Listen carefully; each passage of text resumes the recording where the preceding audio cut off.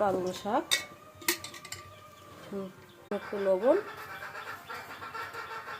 হালকা একটু নাড়াচাড়া করে 2 মিনিট বাদ ফিরে আসলাম। এখানে নামিয়ে ঠান্ডা করে তারপর মিক্সি মেশিনে করব।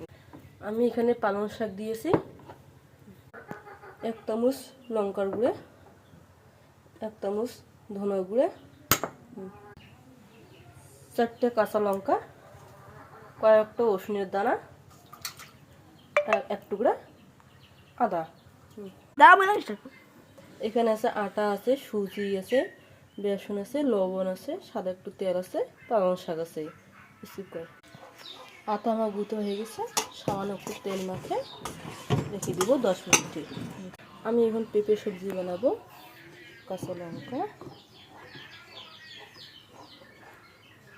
আদা, রসুন, সামান্য একটু তেল, তেল গরম হয়ে গেছে, পেঁয়াজ দিয়ে দেবো। এখানে যে আমি পেস্টটা করেছি সেই পেস্টটা এখানে দিয়ে দেব।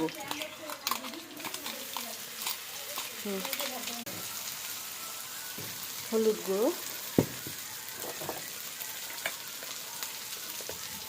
ধনে পাউডার, লঙ্কার গুঁড়ো, জিরে গুঁড়ো, 1 চামচ লবণ, সামান্য একটু পানি। আমি টমেটো করেছি, এখানে টমেটো দিয়ে দেবো। এটা অল্প একটু পছন্দ করিয়ে কাঁচাই গন্ধ হয়ে যাবে, তারপর আমি পেঁপেটা দিব।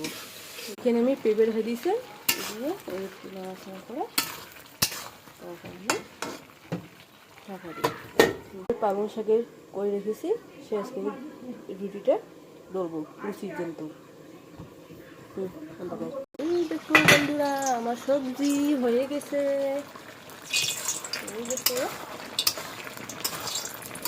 একটু সিদ্ধ হয়ে নেই, সিদ্ধ হবে তারপর পুরের রেসিপিটা দেখাবো। আমি তেল বসিয়ে দিয়েছি, এই তো রুচি ডলতেছি, এবার এখানে দিয়ে দেবো।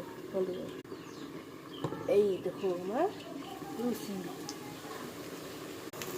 আমার রুটিটা একদম ফুলে গেছে।